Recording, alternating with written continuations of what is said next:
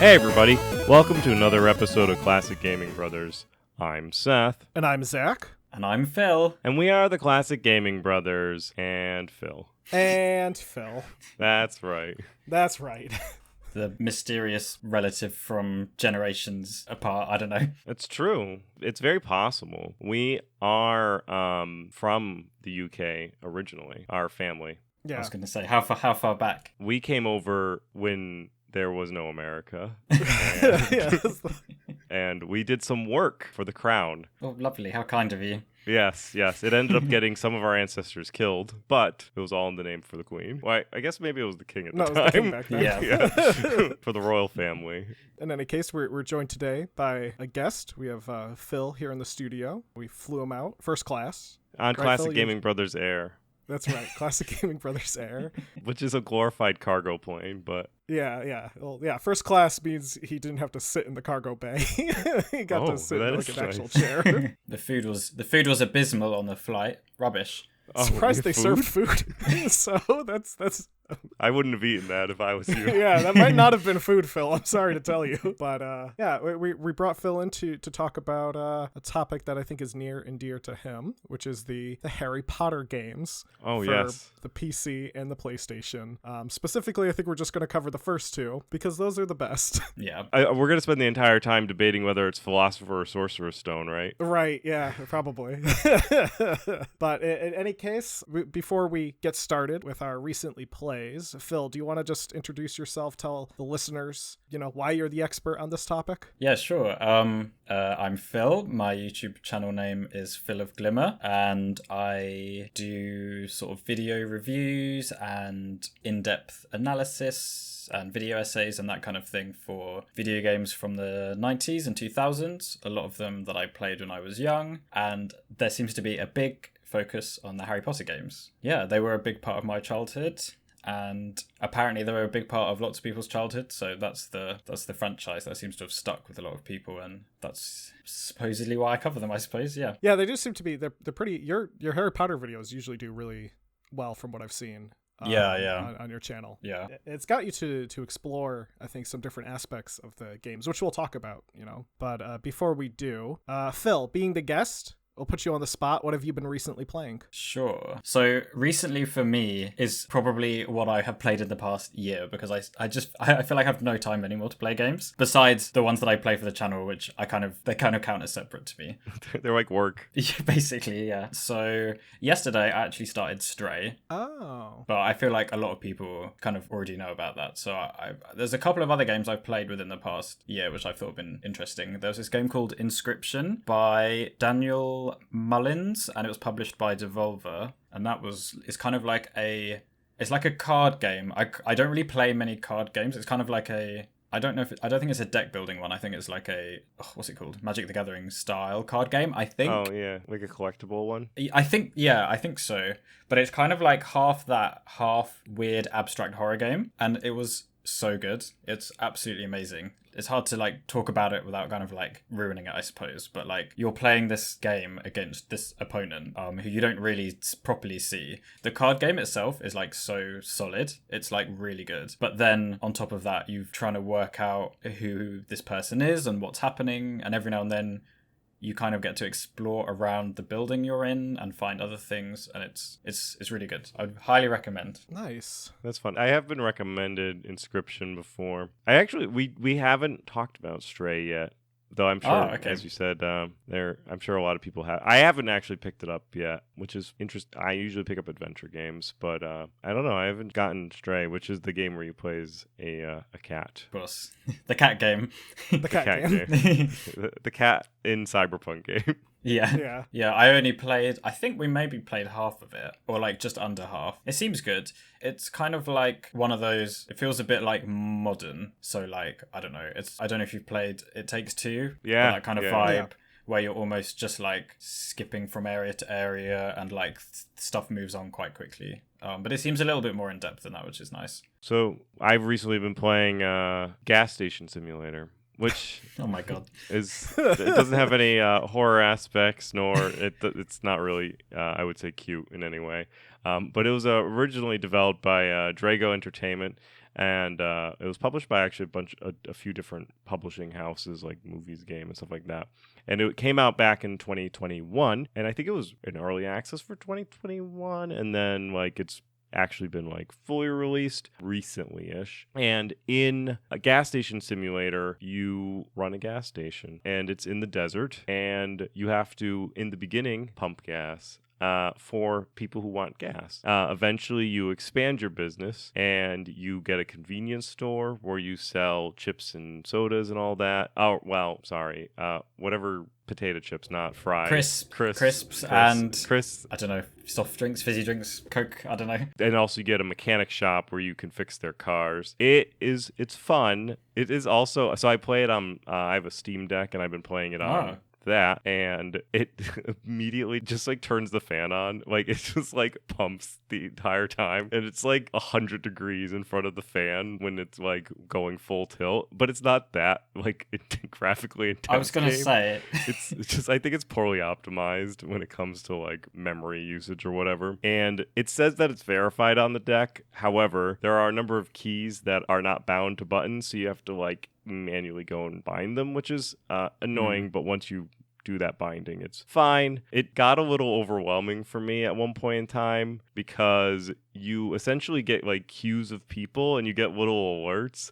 So, and people will stack on top of each other, and every service that you need to do is another mini game. And so you have to go get gas, then you have to go to the register and you have to scan items to put into like a shopping cart or it's like a shopping basket. And then you have to like run to your shop to make like change out, like somebody's like comes in, they drive in, they have like 4 blown tires and like a broken rear view mirror or whatever, and you have to like replace everything. Busy guy. I think if they have 4 burst tires, just wait. Like there's no rush. You're not going anywhere. It's true. So a couple of things that, well, one thing that ended up being really good and one thing that ended up not frustrating me but was difficult was, what ended up being really good was the cashier game where you have to scan items. I originally tried to do it with the joysticks, and that was a mistake. You have to like drag your mouse over to an item and then drag it over the scanner and then drop it into the basket. And the way the mouse interface worked, I would just end up just like tossing their stuff on the floor or in the basket.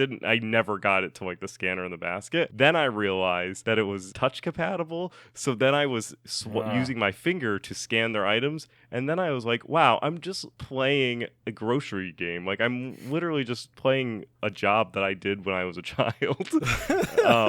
And then the mechanic thing, the mechanic shop, you have to have a warehouse, you have to manage inventory, and tires are very expensive. So you buy them for like $60 to like $80, and then you repair them for like $90. And everyone always has blown tires, and so you have to spend a lot of money to get a lot of tires. So like even like 8 or 9 tires, that's gonna take out all of your money that you've saved up, and one person will probably take them all. And I just ran into the situation where I just didn't have any inventory for them, so like I couldn't close the mechanic shop. So then I was just pissing people off because I'd like raise their car up and I'd like fix their windshield, and they'd have 4 broken tires, and I would just send them on their way. I was like, here you go, you're done. And they were like, you did nothing. And I was like, well, I don't have tires. Like, you send them on their way and they just drive off just don't go 4 anywhere. broken tires. Like sparks flying and all that. Oh, that's good.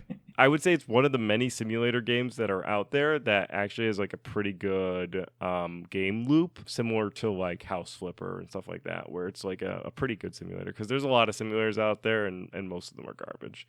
But Gas Station Simulator is pretty good. So Zach, what about you? Well, in the theme of cats, I was playing Cat Lateral Damage, which is a nice little indie game developed by MankioWare and Firehouse Games and released in 2015. In the game, you play as a cat who is very bored, and your job is to knock over everything in the house within a certain time. Oh my god. Frame. Yeah. Wow. So it's in first person, and you can collect upgrades such as higher jumps or more powerful swipes. And you get those upgrades by playing either with houseplants or with a scratching post. You can also customize your cat if you want the cat to look closer to maybe a real cat of yours. And you have a litter box mode and an objective mode. Litter box mode being... Oh my god, like sandbox. Yes, sandbox mode. Stop.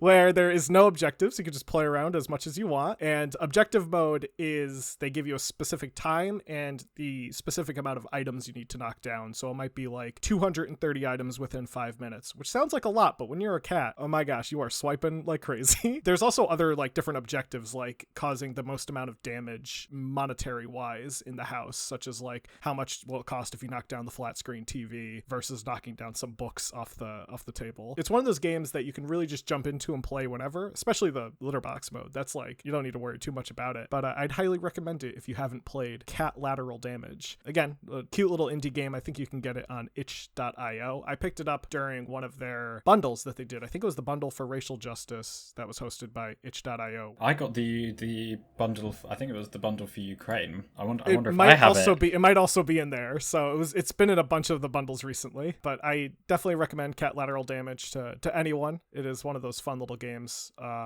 And yeah, that's what I've been recently playing. I went on the Steam page and the pictures are obviously amazing, but it looks like you can knock over a huge T-Rex skeleton. Yes, yeah. At one point, there's like a museum level, and you can just knock down a T-Rex skeleton.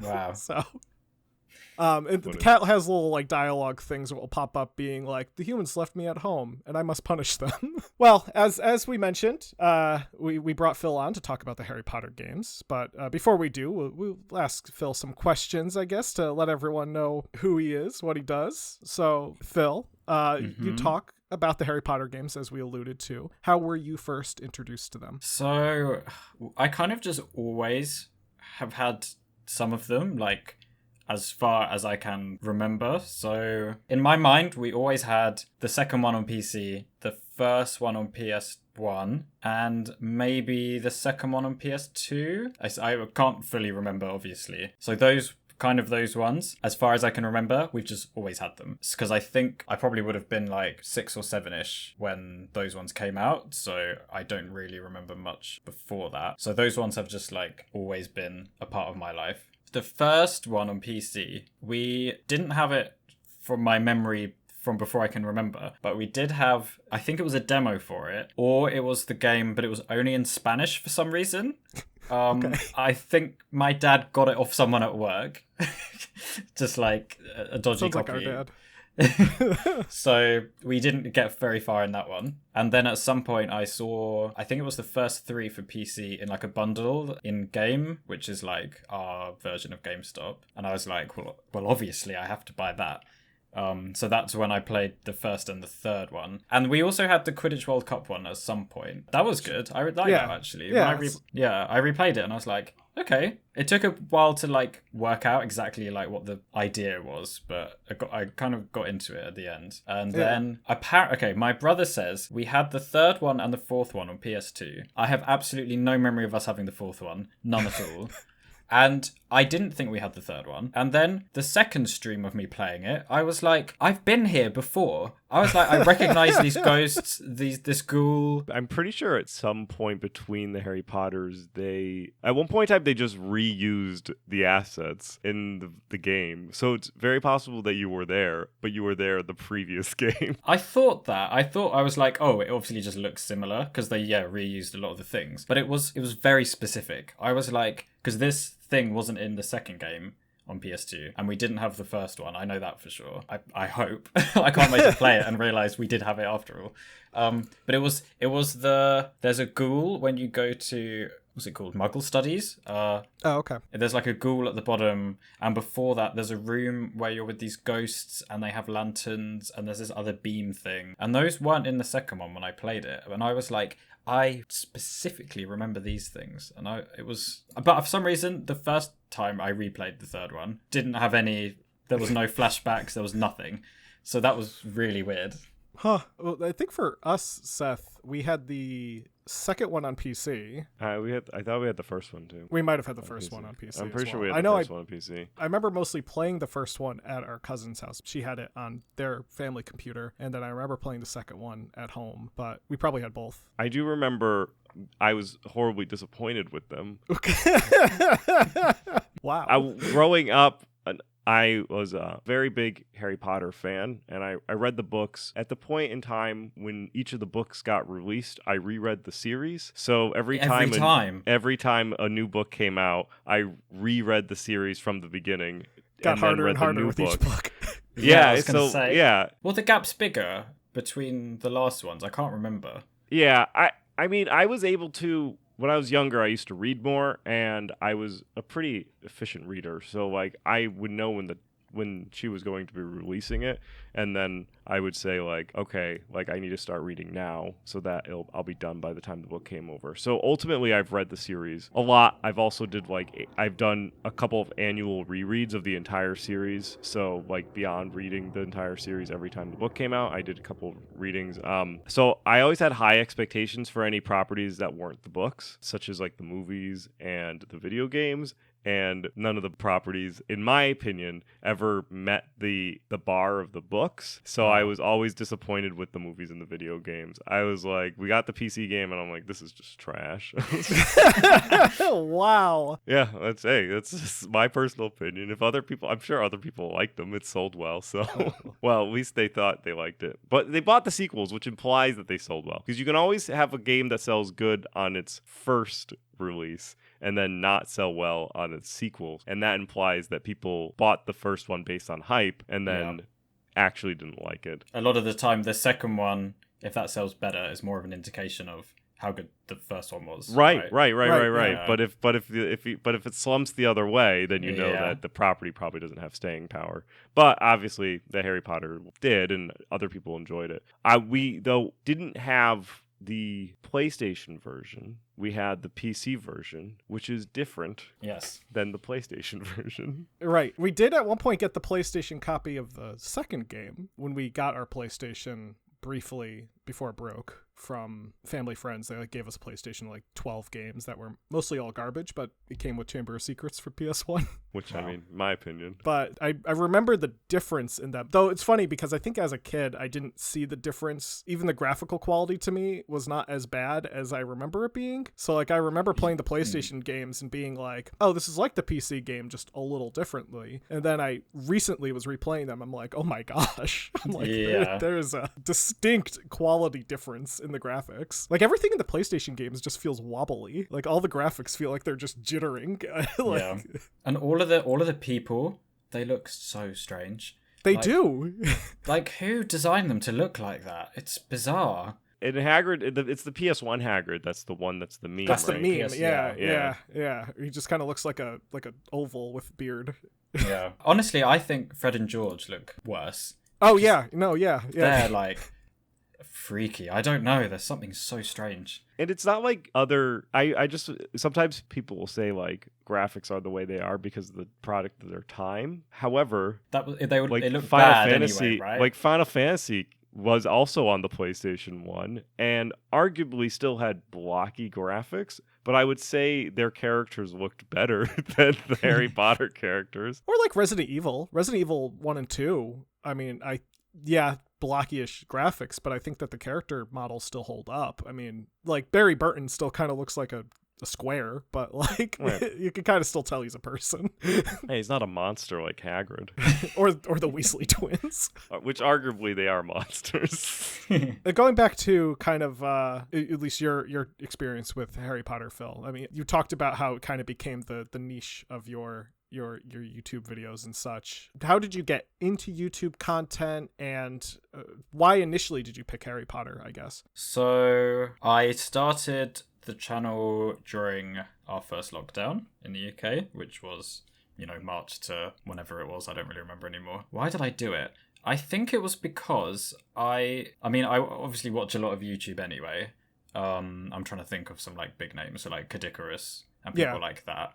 I noticed that there wasn't really a lot of Harry Potter stuff, or at least not a lot that was taking it seriously, because there's a lot of people who obviously make, funny videos about the games being bad, which is fair because some of it is bad. But I wanted to take it seriously because there's something good about them. Yeah, sure, it's Harry Potter, which is why lots of people remember it. But I think a lot of people do still remember them very fondly. So I wanted to try and capture that. So I hadn't really done much video stuff before then, except I did a lot of video stuff when I was like really young, like at home. Like me and my brother or friends or cousins or whatever would just like make random video things when you're young. So I don't know. It's almost like, even though obviously that was so rudimentary, it was almost like I feel like I just could probably have a go at doing video editing and it would probably be okay. And it turns out, yeah, it was actually a skill that I kind of somehow could already do, which was nice. I don't know why I started the Harry Potters. I think it was just because they hadn't really been done as much before.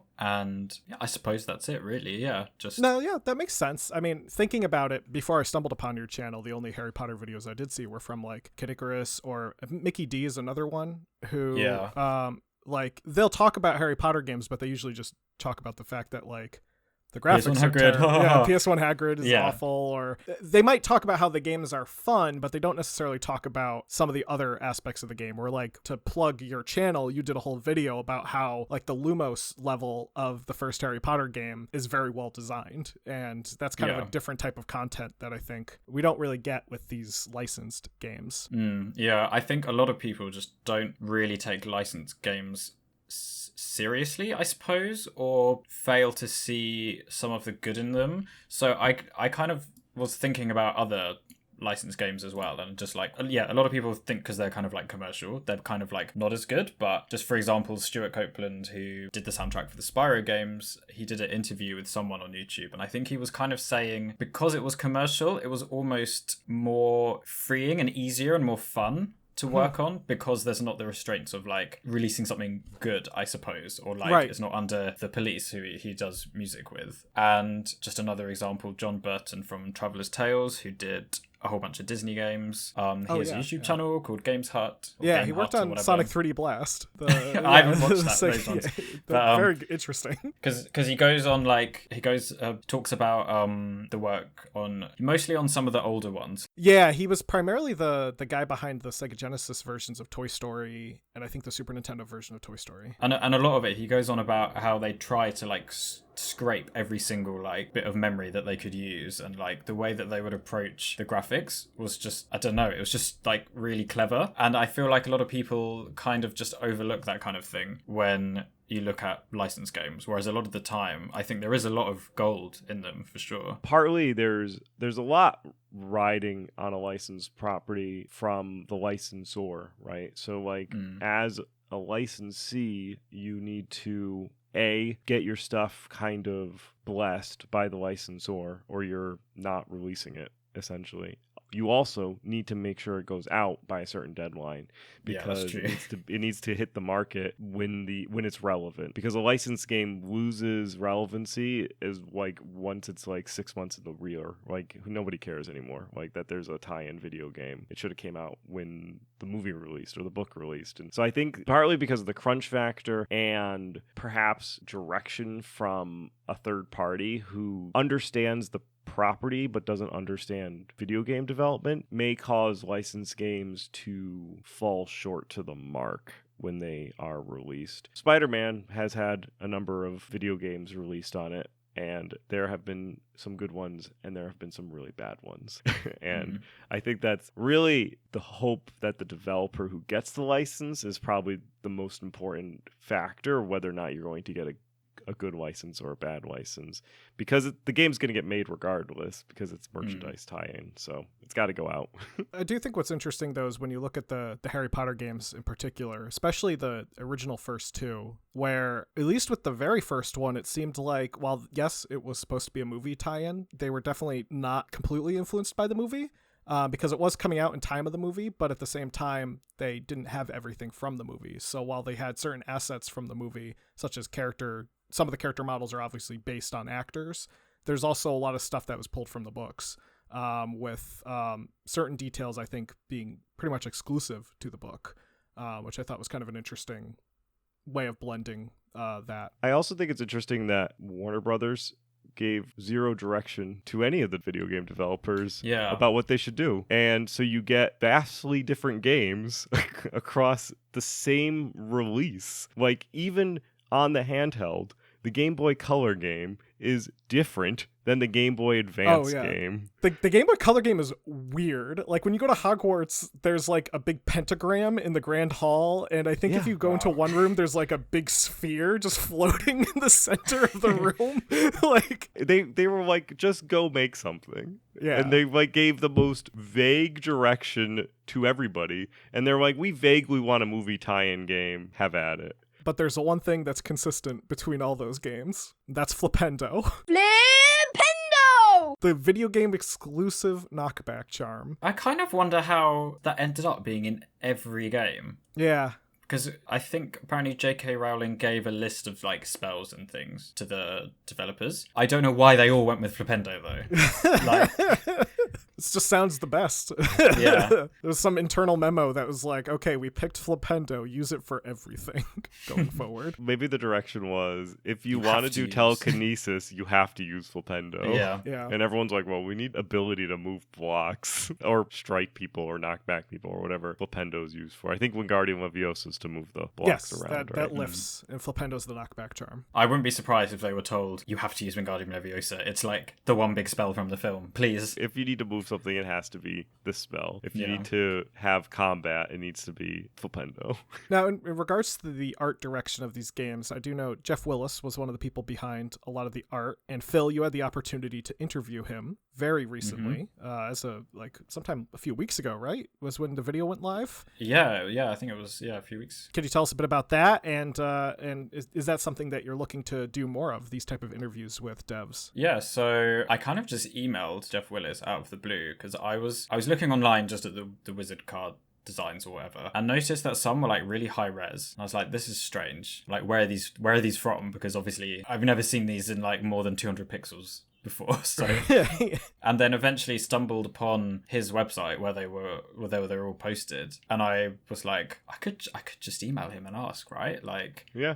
What's the worst that he says? Yeah, because like it's not like he's J.K. Rowling or someone, right? He's just like a small person who's worked on a part of the games. And he said yes. I asked people to submit questions and got to ask a whole bunch of interesting questions to him about like, how did he come up with the designs? What was the process like in terms of, I guess, like instructions from the studio or from Warner Brothers? What else did he work on? Because he did a bunch of concept art as well, because again, Warner Brothers gave them nothing, so they needed something to work off. So he just like drew the fire crab and ended up being in the game. And he remembered a lot, actually. I think he said it was really nice working with just like so many talented people who are all really into what they're doing. And I think a lot of the people who worked on the Harry Potter games were very like into it. Like, I think they all enjoyed working on it. I'm sure there was some kind of development rush at the end, but generally everyone, I think, enjoyed it a lot. Yeah, and would I interview other people? Yeah, absolutely. I haven't tried speaking to anyone yet, obviously, because I only just did the other one, but I would definitely love to. I'm trying to think. I was considering asking, say, John Burton or maybe the composers for that run of like Pixar games. Like Bugs Life and Toy Story, because those are some of my favorite game soundtracks. I think Andy Blythe and Martin Jostra, they're kind of like a composing duo. I think they've done like so much other stuff like TV and that kind of thing, but I don't know. That's just two people that I would maybe be up for talking to. Yeah, I haven't properly taken it seriously, but yeah, absolutely. Which game did Jeff do the cards for, and did he work across developers or just do like the PC? Or I think he basically did it for the first two, because they had to do some for the first one, but he had a lot more put in the second one. And then I think from that point on, they obviously just used the artwork for the further ones, because the third one had wizard cards. I don't think the ones after that did. I can't remember. I think they dropped it pretty much. But do we know if did he develop like an asset set that all the developers, because I know with the first game, there was 1, 2, 3, 4, 5, 6 different game developers. Yeah. So, like, was he associated with any of the game developers, or was he just like, I'm making Wizards cards for everybody? So he worked for No Wonder, which was the company that did the PC games. I can only assume EA then just took them and used them in the rest, because I asked if he had any interaction with the other game developers, but he said no. Because like, the PS2 ones were like EA UK or something, so like not even the same country, let alone the same company. Right, yeah. Was Warthog Games was PS2, Xbox, and GameCube, and Argonaut did the PS1. No Wonder did the Windows. Kryptonite Games did GBC. Eurocom did GBA, Westlake did the Mac, and they're all just given vague directions. So seeing something unified like the Wizards cards across the developers I would be surprised. I guess EA just took them and put them in the rest, because the music I think is the same as well. Jeremy Soule stuff. Yeah. So it feels like they just got a some bunch of assets. Yeah. We're like, here you go, use this for this. Yeah, all the voice acting as well is basically the same, I think, as well. So. Except between, I think, the PS1 and the PC first game. Well, I think there's some similar lines, but I thought like all of the male characters are voiced by the same person, because that's what it sounds like to me. Like, I don't know if they just all sound similar, but I know whenever I hear like Neville, Ron, and then Draco speak, I'm like, that's literally they all sound the same. It's the same guy. Whereas I think the PC one has a little bit of deferring voices, or the person just tried a little harder, or they did what you're actually supposed to do, and you're supposed to stage the voice actor. So like if you're interacting with an NPC with one voice actor and that voice actor voices like two NPCs, then have like a series of game happen between the two times so that you forget that it was the original voice actor, instead of having them all voice act around the same time. They definitely don't do that, because in the PS1 game, one of the first missions is you walk into the room and Draco's there, and Neville's like upset because Draco did something, stole the frog or something. Stole something. And then Draco is like, "Where's your mum, Potter?" And then Draco is so good. Like, he's so unnecessarily over the top in the PS1 game. I like when he asks Harry, I think it's in the second game, who made those earmuffs for you, Harry, your mom? Nice earmuffs, Potter. Did your mum make them for you? Oh, I am sorry. I forgot. And Jeremy Soule did the music. He also worked on Elder Scrolls, did Skyrim, Oblivion, Knights of the Old Republic, Baldur's Gate, Dark Alliance. He also worked on humongous games like Putt-Putt Travels Through Time and the Freddy Fish titles, which Seth and I grew up with. A little bit of a controversial figure, but we don't have to go into those details, obviously. But I guess kind of place setting our audience a bit with these games. The first game came out in 2001, and then there was a PS2 version of the first game that came out in 2003 during the time gap between the second movie and the third movie, because there was a weird... Right, because there was the third movie wasn't out, so then they just re-released on the PS2. Yes, using all the assets from the second game. They're like, there's a gap, we have to fill it with Harry Potter, because ultimately the publisher was EA, and they're evil.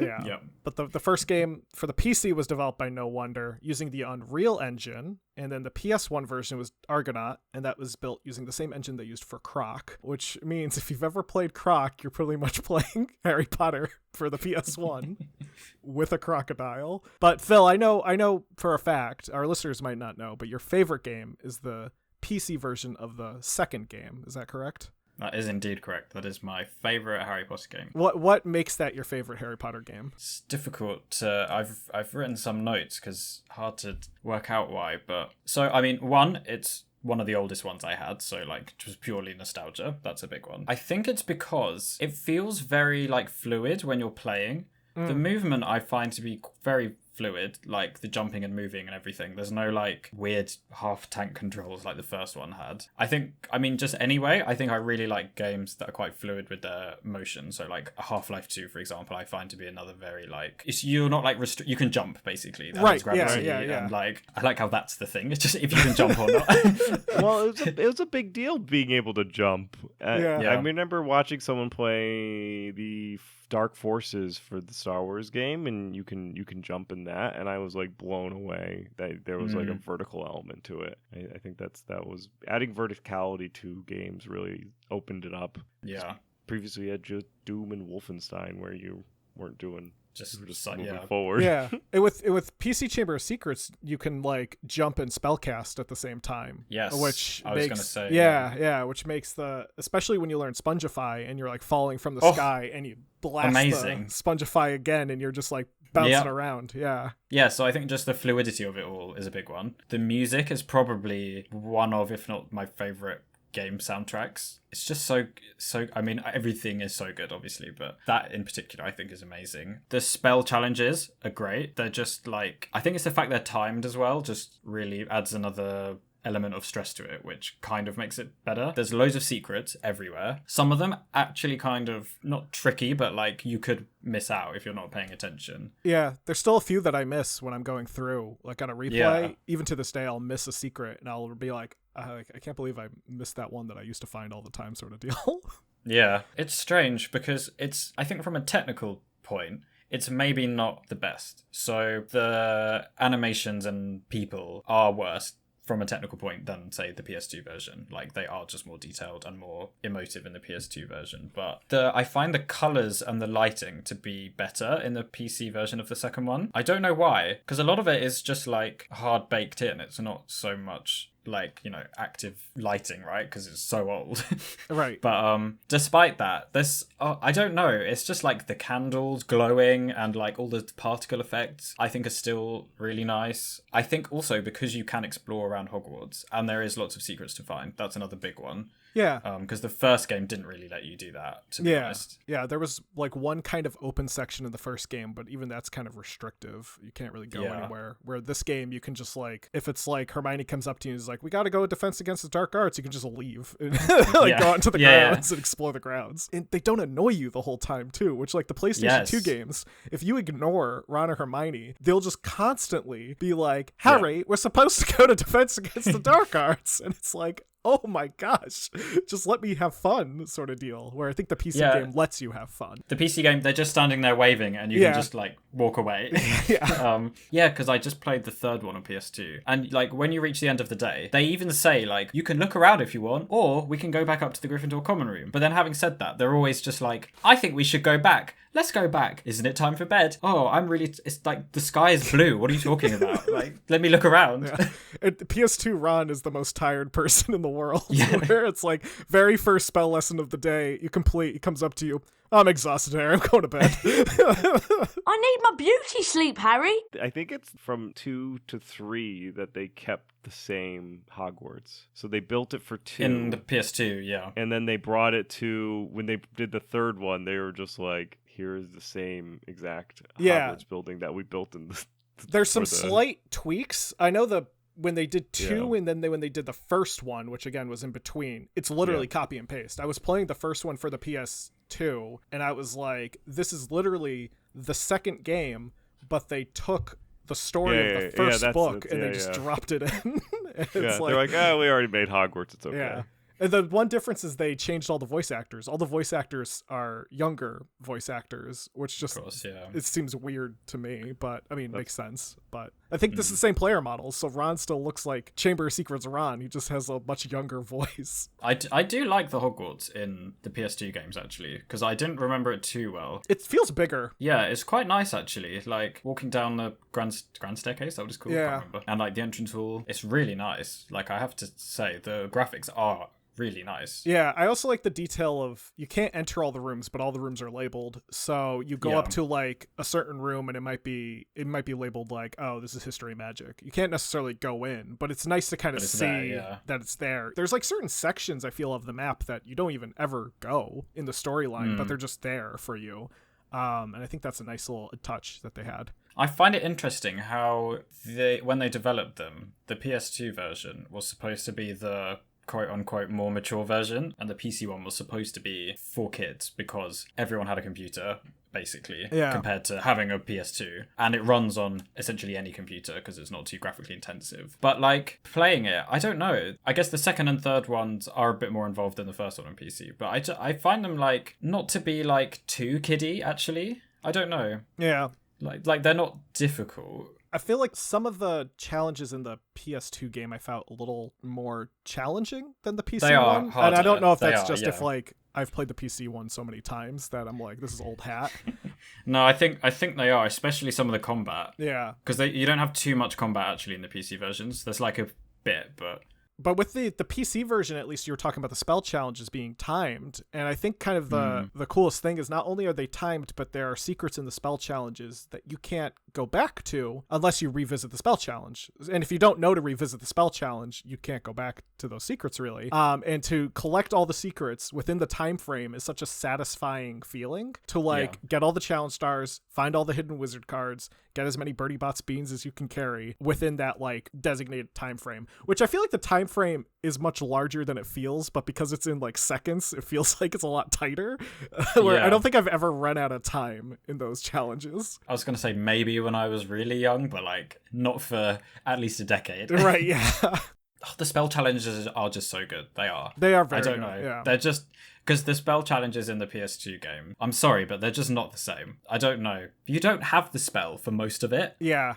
So for our listeners, in the PS2 game, what happens is you go to class and then your teacher, let's say Lockhart, is like, today we're going to be learning blah blah spell. Harry, go and get the spell book. Go get the spell book from this chamber. And Harry just goes, gets the spell book, comes back, and it's like, all right, class is over, time to go. Whereas in this one, in the PC game, Lockhart will be like, let me teach you the spell, and then go on the spell challenge where you will use the spell throughout the spell challenge. So when he teaches you Rictusempra, there's a bunch of fire crabs. Though I do like the idea that Harry goes alone on this, so it's just implied that 20 kids are just sitting in class hope Harry's doing well. Does our grade depend on this? If Harry does well?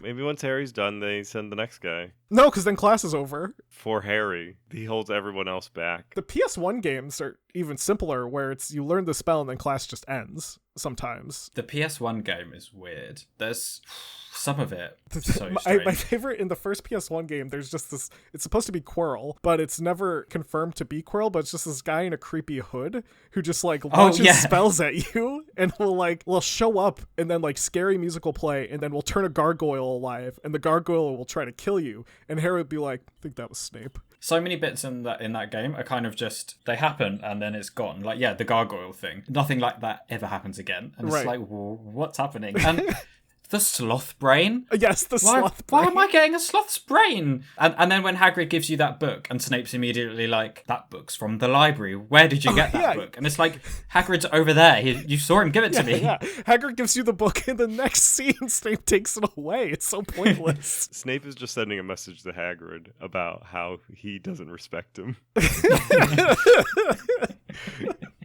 He's like, this half-giant gardener's giving you books that you shouldn't be getting. I love Snape. Snape in the video games is spot on. He's just so, it's like Snape from the books and films, but just turned up to 11. I know in one of the games he can deduct house points, I think, if you in the PC version, he's like, Harry, go and get the potion ingredients, and then you just collapse in the floor because obviously, right.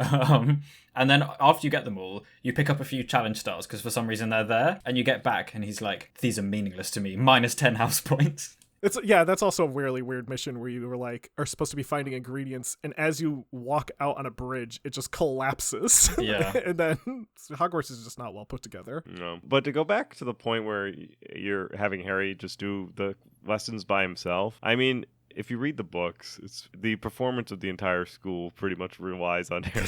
That's true. And the lives of the students all rely on Harry. Yeah. Literally goes from last place to first place. I think almost every other book in the house points because of they're breaking a bunch of the rules, and Dumbledore's 4,000 points to Harry. Though you can lose the house point ceremony at the end of I know at least the second PS2, game you can lose. Yeah. And for the PC version, I think. Oh, I think he's Slytherin would have won, but... Oh, yeah, does he? Oh, okay.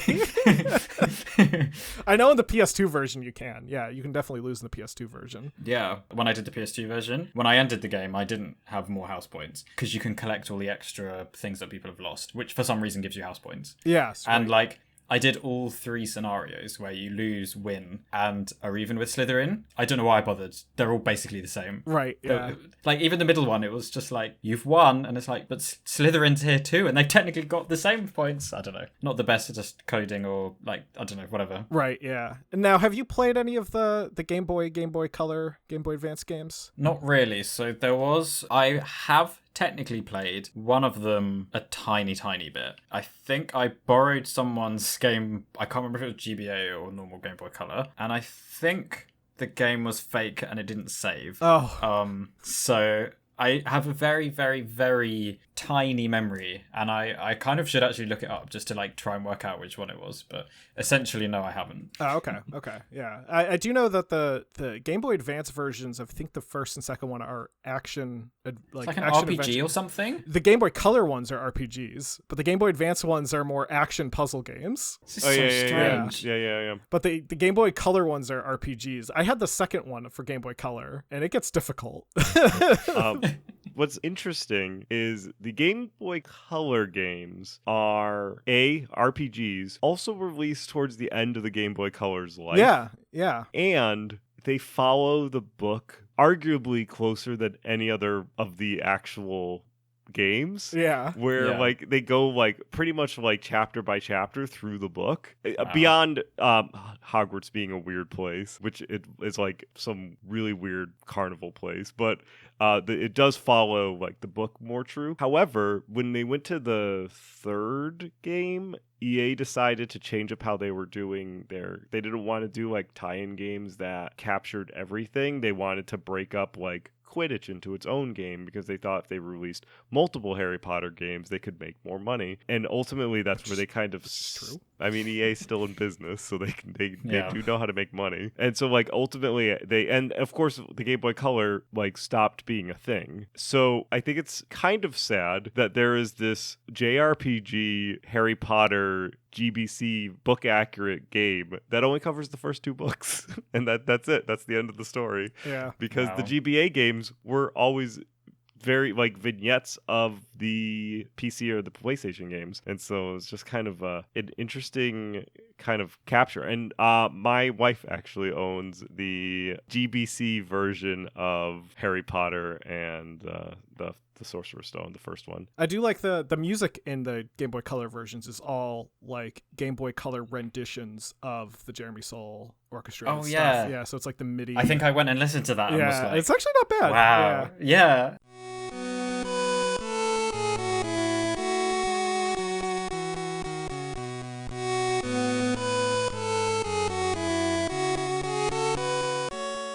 The Game Boy Advance versions are like compressed versions of the original. Oh, they are not nice. as good, but they like redid the music to be more for Game Boy Color, which I thought was pretty good. I do have a fun story. I don't know whether or not whatever. It's just a fun story, but I think Phil will appreciate this. I went on a Trafalgar tour of the UK for my 30th, so a few years ago now. And we flew in early. We did like the Harry Potter experience and stuff like that, and we stayed in in the King's Cross area of London. And we ended up we went like north, and we stayed in Wales and Scotland and blah blah blah. But it was a castles and kilts theme tour, and they were going to cover a lot of Harry Potter stuff through it, but it was fun because it was after school break was over, so there was one child on the entire thing and everyone else was adults, and most of them were retirees. Okay. So it was perfect. However, so this was 4 years ago, and part of the tour was going to King's Cross Station because that's where Harry Potter went. However, the tour company didn't realize that the exact day that they brought us was the day Harry Potter went back officially. So King's Cross Station was mobbed with Harry Potter people. Oh no. We didn't figure that out until later. So for us, I was just like, these people are still so obsessed with this book. I was just like, wow. I was like, why? I'm like, these people, is this a normal day? I'm like, this is a train station. And they're just like, these people are like crazy Harry Potter people. And it just happened to be the exact day that Harry went back, which I discovered because while leaving King's Cross Station, I saw Warwick Davies on a Segway. And I'm like, why is Warwick Davies here? I'm like, why is everything like, what is going on? Yeah, this is all a bit of a coincidence. Yeah, I was like, this is not like a normal day in like London. I mean, if it is, that's great. That'd be hilarious. But like, I'm like, this is not normal. And we obviously we looked it up, and we were at King's Cross Station on the day that Harry went back officially to Hogwarts to drop his kids off at the pool or whatever. And yeah, so that was a fun experience that I'm glad that I was able to go to. Did you still queue up? We went back later. Whatever happened. Yeah. Okay, so we actually didn't do the what is it, the trunk, like the holding on to the we didn't. I haven't do that. actually done that yet either. I don't know why. I probably should. We didn't do it at King's Cross because we had already gotten our photos taken at the studio of that, and we're like, how many photographs of us pushing like a trunk trolley through a wall do we need? So we did it at the studio, and then I'm pretty sure we did go to the gift shop. I don't know if we went to the gift shop on that day because it was crazy, or we definitely like went back because we were like staying at the Crown Royal, like, so we were in the area. We went to the station a couple of times because that's the station that we would be taking to come back. So, but overall, it was a fun tour. Briefly getting back to the Harry Potter games, we could talk about the numbers. Seth, I know you like to take control of the numbers. So overall, Harry Potter games have sold fairly well across the various versions. The Philosopher's Stone's computer version sold around 1.3 million copies, and the PlayStation Philosopher's Stone sold around 3.73 million copies. And partly, I would say, so many. Because they are two different games. Yeah, you might have bought both. I mean, some of those copies are like, someone went and bought the PC version, was like, oh, I like this, I'll buy the PlayStation version too. And buys the PlayStation version, is like, oh no. It's a whole new experience. And the PlayStation Chamber of Secrets game sold around 1.9 million copies. A PS2 version of the Chamber of Secret games sold around 9 million copies. And also that would end up generating more than 500 million in revenue. So they were able to essentially take a advice out of the Pokemon playbook and sell multiple copies of the same game but different. Did you say 500 million? $500 million, yeah, in revenue. How much did the film make? I mean, actually, the first one probably made loads, but like, okay, well, it's a bit cheating. But the first one has supposedly made over $1 billion, but like, obviously at the time it didn't. Yeah, the second movie, its box office was $879 million, so just under $1 billion. It's not bad for the games then, actually. Right, like, yeah. I mean, the time period of the revenue generation probably trickled in slower than your box office did, because a lot of the box office is a lot of upfront money, where game revenue kind of just happens forever because people will discover games and then they'll buy them, and you still get the revenue from there. Not for these games though. A lot of these are delisted now. I don't know. Yeah. Phil keeps making videos. People are going to come try and get them. But but EA is not making money off of a used copy of Philosopher's Stone that you buy off of eBay. They're not getting their dime from that. You can't buy them off of Origins? No, they're not available on any. Can't buy them. They've all been anywhere. Delisted. Wow. Yeah, all of them. Actually. They're jerks. Yeah, it's kind of lame that it would be nice if EA put them on Origin, but I assume that it's licensing probably far too complicated. Yeah, at this point. Yeah. There's probably way too many licensing involved. No I'm wonder I sure don't think it exists anymore. So I don't know. I'm sure if you want to play these games and you think real hard about it, I'm sure there'll be ways of finding out. To promote Phil's channel, he has a video about how to get these games running on modern systems, and that's what I used to figure out how to get this. I think it was the second game running on my Windows 10 and worked. Yeah. So yeah, there we go. That's Harry Potter. Harry Potter. Probably do a little better than I can. Before we close out on our episode, Phil, we're going to get into our Retro Rewind segment, where we talk about a retro game that we've recently played and whether or not it holds up. So for you, what's a retro game? What did I say for this? To define it. Oh, yes. Anything that came out, we say maybe prior to 10 years ago. So yeah, if you can go back to 10 years in the past. Mine's fine. Never mind. I can list literally any game, obviously, that I've played on my channel, probably. But I'm trying to think. I thought of something. For some reason, I didn't write it down. I don't know why. Oh, it doesn't have to hold up. It could just Let me look through my streams, because I think I picked one. It could be something, you could just say it is a older retro game, and then whether or not it holds up. Yeah.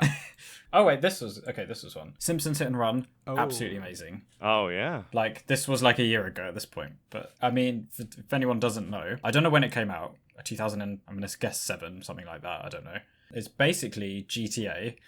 But set in Springfield. And it's probably like exactly what you imagine. The cars are like on fire half the time, and the comedy is actually really good. It feels like The Simpsons, but like abstract, because the way that they look and like the kind of slight pauses between how they speak. It's funny, but for a completely different reason. I don't know. It's actually difficult. Like, some of the races are impossible. Yeah, I don't know what to say. Perfect game.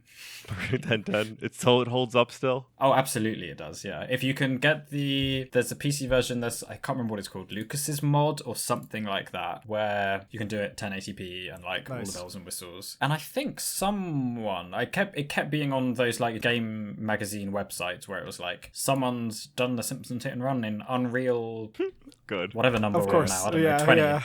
And like, sure, it looks shiny and bloom and all that, but like, I don't know. That's another game that people are still like talking about, which I find incredible. Yeah, it was 2003 was when it was released. 2003. 2003. We got it here Wow. in the North American markets. We got it a couple months earlier for the consoles, and we got it 10 days earlier for PC.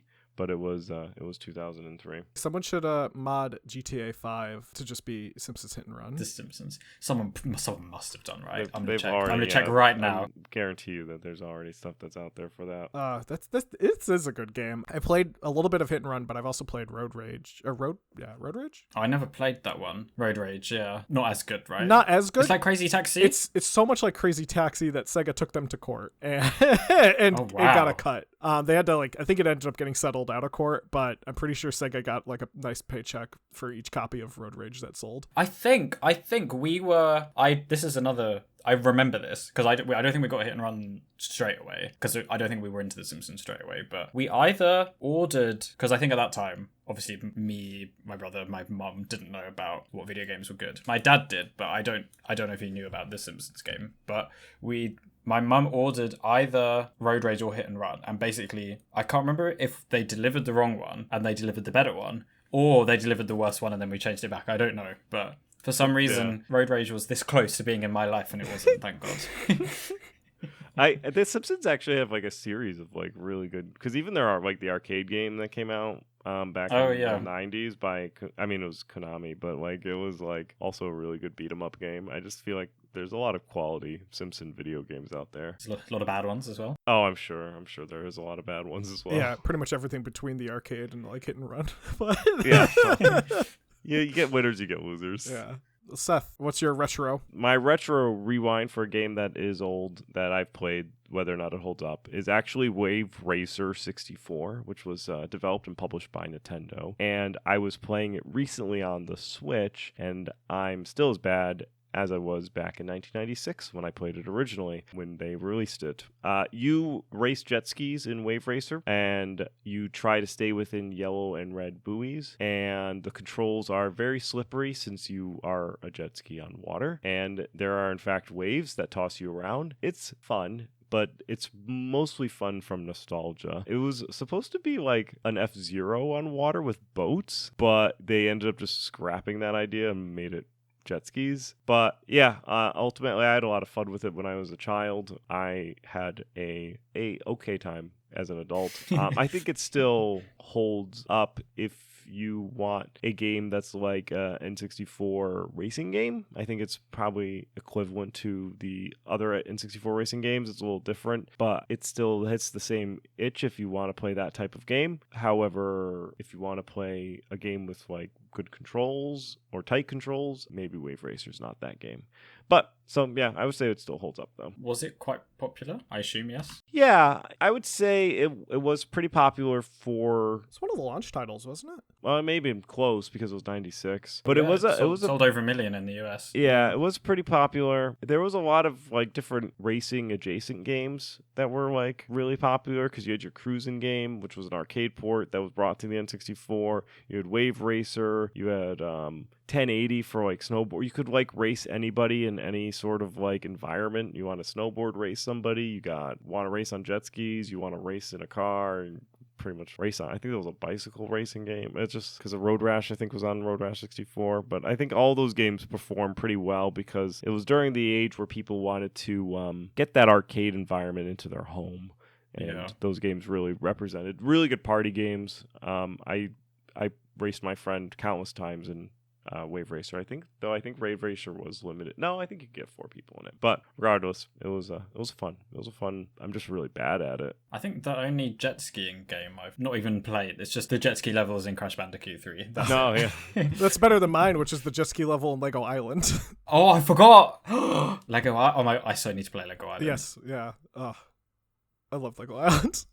It's such a trip of a game. That's not been my retro rewind though. My retro rewind was Star Wars Jedi Knight Jedi Academy, which was developed and published by Raven Software back in 2003. Well, published by LucasArts, but developed by Raven Software. You play as Jaden Core, who's a new character, and he's becoming a Jedi, which is always fun. It's a direct follow-up to Seth's favorite game, Jedi Outcast, and Kyle Katarn is in the game as a non-playable character. But it has 2 different endings, multiple endings, with a kind of morality system of whether or not you kill someone does the morality change. So that's cool. It's pretty good. I like it. I think it holds up. I think Jedi Outcast is the better game, but if you like being a Jedi and throwing your lightsaber around at people, then this is the game to play. It's currently available on Steam. It was also re-released on the PS4 and the Nintendo Switch. So if you want to play it on the go right ahead. I recommend with any of the Star Wars Jedi Knight games to open up the console and engage realistic lightsaber damage, because then it turns the game from a fun experience to a hilarious experience. Yeah, it goes from T-rated to M-rated real quick because our arms are just like flying off. But yeah, maybe I should have picked Lego Island. That's definitely the superior game here. We had a couple of Star Wars games when we were young. I can't remember. We had Star Wars Episode 1 Racer. Oh, yeah. I bought it on Steam. I haven't played it again yet. I mean, it was like £1, so I had to. But we had another one, but I literally don't remember. It was maybe just the first episode one. Did you have the episode 1 PS1 or PC game? Because those are good games.